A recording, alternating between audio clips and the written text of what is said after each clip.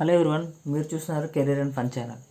ఈరోజు problems related to series and parallel circuits గురించి చూద్దాం.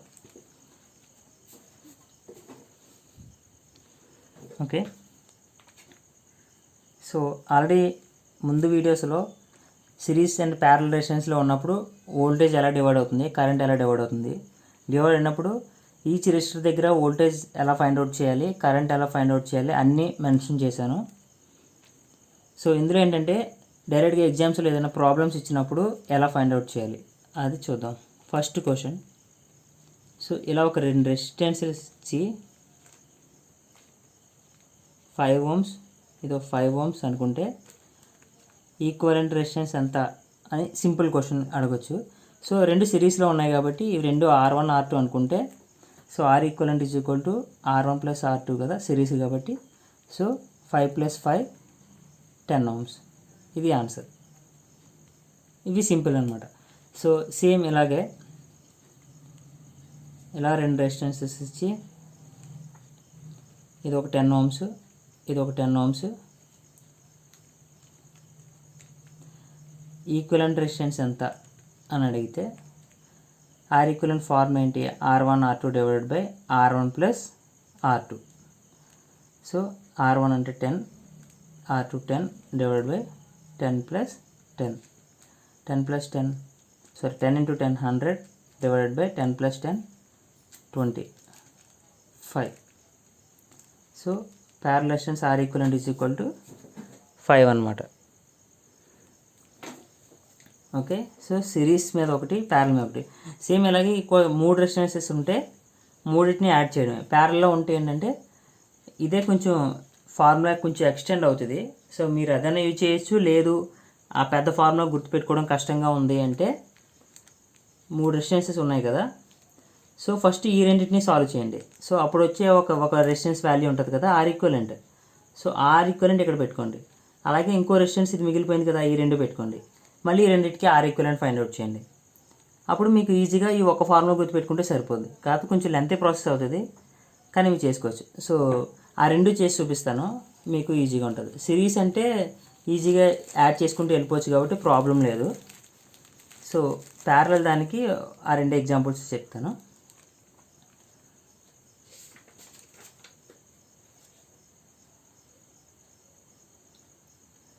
సో 3 రెసిస్టెన్సెస్ తీసుకుంటున్నాను.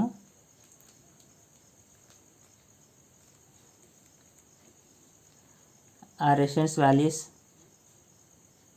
20, 30, 40 అనుకోండి. సో క్వశ్చన్ ఏం అడిగాడంటే RAB is equal to how much అని అడుగుతున్నాడు. సో ఇలా అడిగినప్పుడు మనకు నార్మల్గా ముందు వీడియోస్లో మెన్షన్ చేశాను ఆల్రెడీ. సో R ఈక్వలెంట్ ఎప్పుడైనా ఎలా ఫైండ్ అవుట్ చేస్తాం, ప్యారలల్ ఉన్నట్టుకి 1/R equivalent is equal to 1/R1 plus 1/R2 plus 1/R3.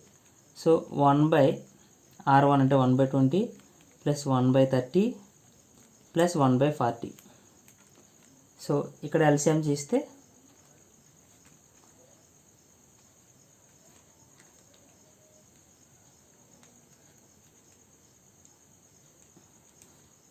So 120 LCM 6 plus 4 plus 3. So 13/120 అది 1/R equivalent. So R equivalent ఎంత అవుతుంది, 120/13 ఇది కదా వచ్చేది. సో ఎంత చేయడం కష్టం ఈ రెసిప్రోకల్, లేదంటే మీరు ఇదొక కేసు 1 ఒకటి ఇలా కాదు అనుకుంటే. సో మనకు వచ్చిన ఆన్సర్ ఇక్కడ రాస్తున్నాను, 120 డివైడ్ బై 13 కదా. సో ఫస్ట్ ఏం చేస్తున్నానంటే ఇక్కడ ఈ రెండింటికి ఈక్వలెంట్ రెసిస్టెన్స్ ఫైండ్ అవుట్ చేస్తున్నాను. ఈ రెండు కూడా ప్యారలల్లోనే ఉన్నాయి కదా. So R equivalent is equal to R1 R2 divide by R1 plus R2. So 20 into 30 divide by 20 plus 30. So 600 divided by 50, 5 5 12. So 12. So ఇక్కడ 12 వచ్చింది. సో ఇప్పుడు ఈ సర్క్యూట్ ఇప్పుడు ఎలా మారిందంటే ఇది 12 ohms అలాగే ప్యారల్లో ఉన్న 40 ohms ఇలా వచ్చిందనమాట. సో ఇప్పుడు మనకు RAB కదా కావాలి, మళ్ళీ రెండు ప్యారల్లో ఉన్నాయి, మళ్ళీ సేమ్ ఇదే ఫార్ములా ఇంకోసారి అప్లై చేయండి. ఇక్కడ 12 × 40 divided by 12 plus 40. So 12 × 4 48 plus 52. Okay, 4 13s 4 120. So 120/13. ఇది ఈక్వలే కదా. సో మనం ఎలాగైనా చేయొచ్చు, మనకి ఏది కన్వీనియంట్గా ఉంటే అది. ఓకే, నెక్స్ట్ ఒక సిరీస్ అండ్ ప్యారలల్ రెండు ఇస్తే ఎలా చేయాలి.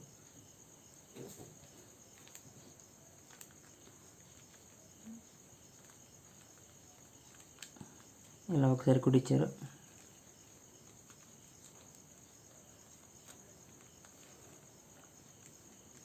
సో ఇలా అడుగుతూ ఉంటారు.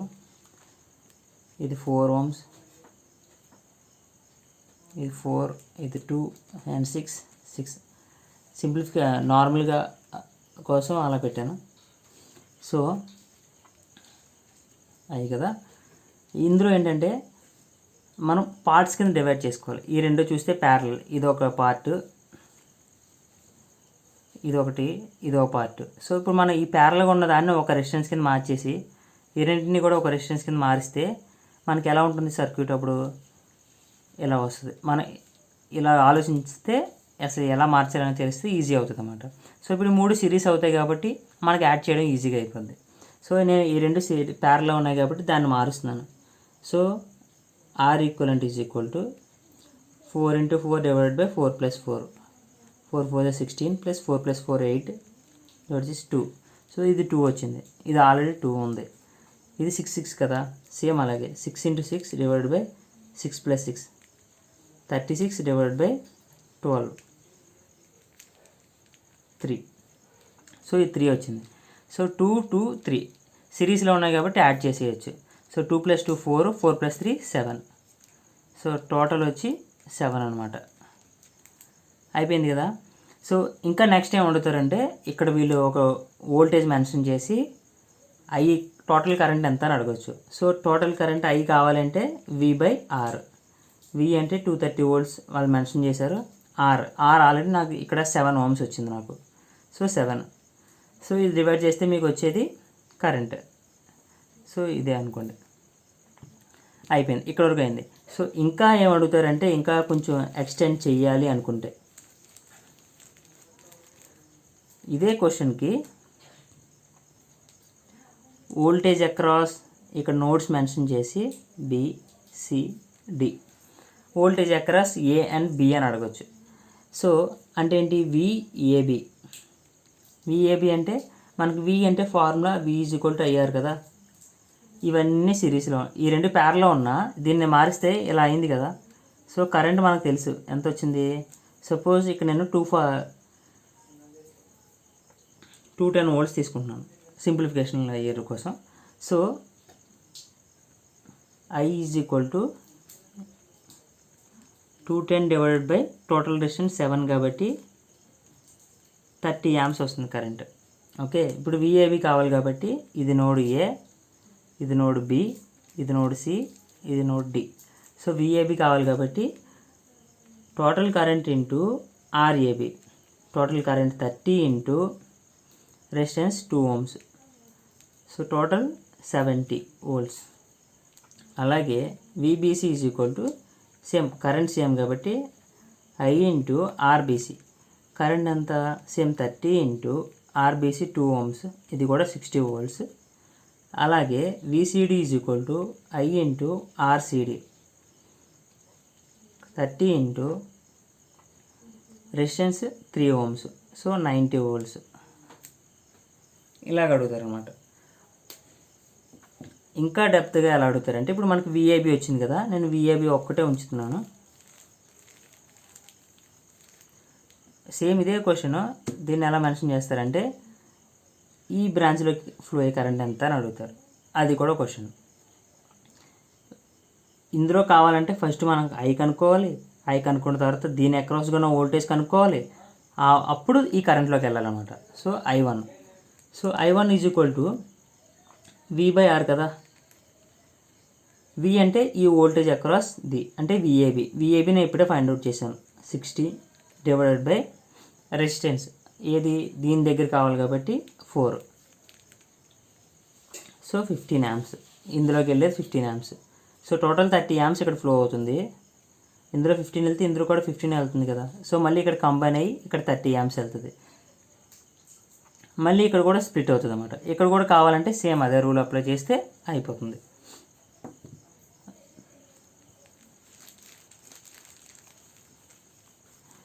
సేమ్ ఇలాగే ఏంటంటే కొన్ని క్వశ్చన్స్ అడుగుతూ ఉంటారు. కొన్ని ఏంటంటే కన్ఫ్యూజన్గా కూడా అడుగుతూ ఉంటారు. ఎలాగంటే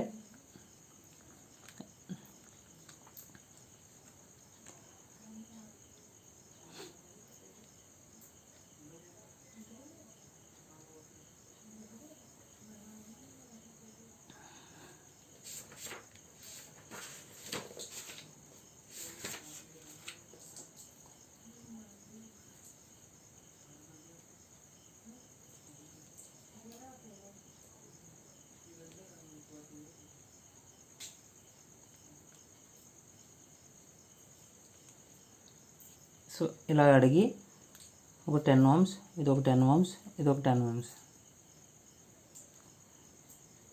సో 10 కాదు 12 తీసుకుంటున్నాను.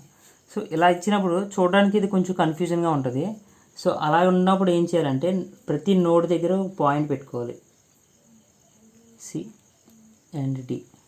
సో ఇలా ఉన్నప్పుడు దీన్ని మళ్ళీ రీడ్రా చేస్తే మనకి సర్క్యూట్ క్లియర్గా అర్థమవుతుంది అన్నమాట. సో ఏబి తీసుకుంటున్నాను. సో ఏబి అనే రెసిస్టెన్స్ ఇలా ఉంది. Okay, next B and C కదా. సో ఇదే దాన్ని రెసిస్టెన్స్ పెట్టి బి ఇక్కడికి వచ్చింది కాబట్టి సి ఇటు రాస్తున్నాను. అంటే బి సేమ్ షార్ట్ చేశాను. ఈ సి చూస్తే సిఏ కనెక్ట్ అయ్యి ఉంది కదా. సో ఈ సిని ఏని ఇలా కనెక్ట్ చేశాను. ఇంకా సిడి ఉంది. ఓకే, ఈ రెండు సి కాబట్టి షార్ట్ చేస్తున్నాను. నెక్స్ట్ ఏంటి, ఇక్కడ చూస్తే ఈ డి వచ్చి డైరెక్ట్గా వైర్తో షార్ట్ అయ్యి బీకి ఉంది. సో డి షార్ట్ అయ్యి అనమాట. దీనికి అక్రాస్గా వోల్టేజ్ పెట్టారు. చూడడానికి ఎలా ఉంది, ఈ మూడు ప్యారలల్ సర్క్యూట్స్ అనమాట. సో 12 ఉన్నాయి. సో మూడు ప్యారల్ ఉన్నాయి కాబట్టి ఫస్ట్ ఈ రెండు ప్యారల్గా తీసుకొని చేస్తున్నాను. So 12 × 12 divided by 12 + 12, 144 divided by 12 + 12, 24. So 12 × 12, 12 2s, so 6 వచ్చింది. సో ఇప్పుడు ఇది రెండు కలిపి 6 ohms. ఇది 12 ఉంది, మళ్ళీ చేయాలి కాబట్టి 6 × 12 divided by 12 + 6, 72 divided by 18, 4 ohms. ఇది ఆన్సర్. సో మీరు ఎప్పుడైనా గమనిస్తే రెండు రెసిస్టెన్సెస్ సేమ్ రెసిస్టెన్సెస్ ప్యారల్గా ఉంటే ఆ రెసిస్టెన్స్ యొక్క బై 2 చేస్తే వచ్చేది ఈక్వివలెంట్ రెసిస్టెన్స్ అవుతుంది అన్నమాట.